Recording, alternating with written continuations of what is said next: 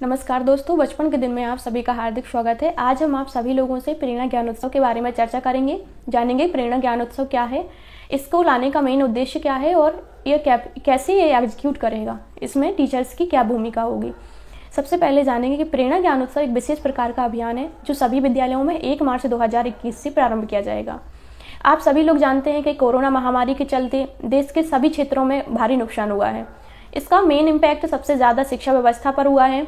इसी की गंभीरता को देखते हुए उत्तर प्रदेश सरकार द्वारा बेसिक शिक्षा परिषद द्वारा संचालित सभी विद्यालयों में 100 दिन का रेमेडियल टीचिंग प्लान चलाने का निर्णय लिया गया है, जो प्रेरणा ज्ञान उत्सव के नाम से जाना जाएगा। इस प्रेरणा ज्ञान उत्सव को लाने का मेन उद्देश्य सभी बच्चों को, प्राथमिक कक्षाओं के सभी बच्चों को अपेक्षित लर्निंग स्तर को प्राप्त कराना है। और इस लर्निंग स्तर को प्राप्त करने के लिए राज्य परियोजना कार्यालय के द्वारा एक समृद्ध मॉड्यूल विकसित किया गया है, जिसमें 100 दिन का रेमेडियल टीचिंग प्लान दिया हुआ है। उसी के अकॉर्डिंग ही सभी बच्चों को शिक्षा की धारा से जोड़ना है। 100 दिन का रेमेडियल टीचिंग प्लान जो दिया हुआ है समृद्ध मॉड्यूल में, तो हमें सबसे पहले करना क्या है, इसको एग्जीक्यूट कैसे करना है, ये जानेंगे। 1 मार्च से जैसे ही विद्यालय खुलेंगे तो आप सभी लोगों को अपनी कक्षाओं को उनके स्तर के अनुसार ABC 3 स्तरों में विभाजित करना है और उनको उनके स्तर के अनुसार ही गतिविधियां आयोजित करते हुए 100 दिन का टीचिंग प्लान बनाना है। तो इन टीचिंग प्लान बनाने के लिए सबसे पहले हमें भाषा और गणित का असेसमेंट करना है, फॉर्मेटिव असेसमेंट कराया जाएगा। इस फॉर्मेटिव असेसमेंट के लिए आकलन प्रपत्र बनाना होगा। प्रपत्र समृद्ध मॉड्यूल में दिया हुआ है, आप उनको कक्षा के अनुसार उनका टेस्ट लीजिए और फॉर्मेटिव असेसमेंट के अंतर्गत जो भी उनका रिजल्ट आएगा उसको प्रेरणा तालिका में दर्ज किया जाएगा। इस प्रेरणा तालिका को सपोर्टिव सुपरविजन के दौरान कभी ARP, SRP और BEO द्वारा प्रमाणित किया जाएगा। जब ये 100 दिन का रेमेडियल टीचिंग प्लान कंप्लीट हो जाएगा, उसके बाद टीचरों को क्या करना है, उसके दौरान क्या करना है, ये भी चीज़ें आप जान लीजिए। उत्तर प्रदेश सरकार के द्वारा कक्षा 2 और 3 के लिए विषय भाषा के लिए उनकी प्रैक्टिस कराने के उद्देश्य से ही वर्कबुक भी प्रोवाइड कराई जाएंगी, जो सभी विद्यालयों में समय रहते भेज दिया जाएंगे। और सभी बच्चों को कक्षा 2 और 3 के लिए विशेष वर्कबुक के द्वारा ही उनको प्रैक्टिस करानी है। अब आप ये जानेंगे कि जो रेमेडियल टीचिंग प्लान 100 दिन का चलेगा, उसके दौरान आपको कौन कौन सी गतिविधियां करनी है और बच्चों को कैसे उस शिक्षा की धारा से जोड़ना है। सबसे पहले तो जो प्रधानाध्यापक है विद्यालय का, उसको जो SMC की बैठक मासिक होती है, SMC की बैठक बुलाना है, अभिभावकों का समूह बुलाना है, माता समूह बुलाना है।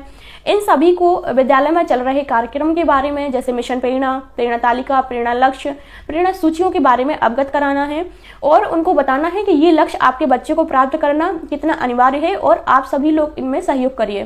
क्योंकि आप ये जान लीजिए कि माता पिता के सहयोग के बिना आप कुछ भी नहीं है। क्योंकि आप विद्यालय में बच्चा कितने घंटे रहेगा, 4 घंटे, आप तब तक उनका रेमेडियल टीचिंग करा पाएंगे, लेकिन बाकी टाइम तो बच्चों को घर में ही रहना है। तो माता पिता को भी प्रेरित करिए कि वो बच्चों को पढ़ने के लिए प्रेरित करें। इन सभी चीज़ों को ध्यान में रखते हुए माता पिता को अधिक से अधिक संख्या में दीक्षा ऐप डाउनलोड करने, रीड अलोंग ऐप डाउनलोड करने, इन सभी के बारे में भी परिचित कराइए और उनसे कहिए कि जो दीक्षा ऐप में जो QR कोड दिया हुआ है उसको स्कैन कराते हुए सभी बच्चों को किताबों से जोड़िए, ताकि बच्चों को अगर स्कूल के अतिरिक्त जो समय मिलता है घर पर, उसमें भी वो मुख्य धारा से जुड़ सकें। और दीक्षा ऐप में जो QR कोड दिया हुआ है उसको स्कैन कराते हुए सभी बच्चों को किताब की मुख्य धारा से जोड़ते रहें। इसके साथ साथ जो गतिविधियां आयोजित की जानी है, जैसे शिक्षा चौपाल है, शिक्षा चौपाल में ARP, SRG और BEO की जो सहभागिता है वो अनिवार्य रखी गई है।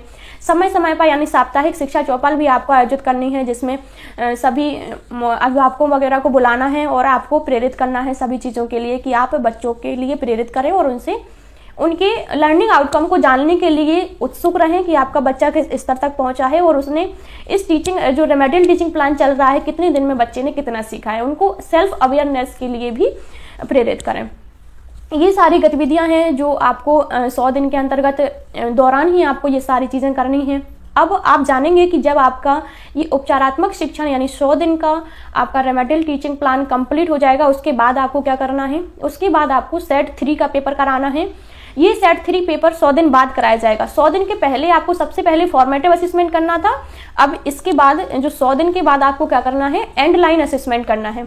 एंड लाइन असेसमेंट के अंतर्गत आप ये जान पाएंगे कि आप जो बच्चों को जो लर्निंग गैप था उसको कम करने की कोशिश कर रहे थे, तो वो कम हुआ है या नहीं हुआ है। तो उसके बाद जो बच्चों का रिजल्ट होगा वो बच्चों के अभिभावक को यानी माता पिता के सामने वो रिजल्ट दिया जाएगा, ताकि उन्हें भी पता चल सके कि बच्चे ने हमारे किस लर्निंग स्तर तक बच्चा हमारा पहुंच गया है। तो ये सारी चीज़ें हमारी प्रेरणा ज्ञानोत्सव के बारे में हुई।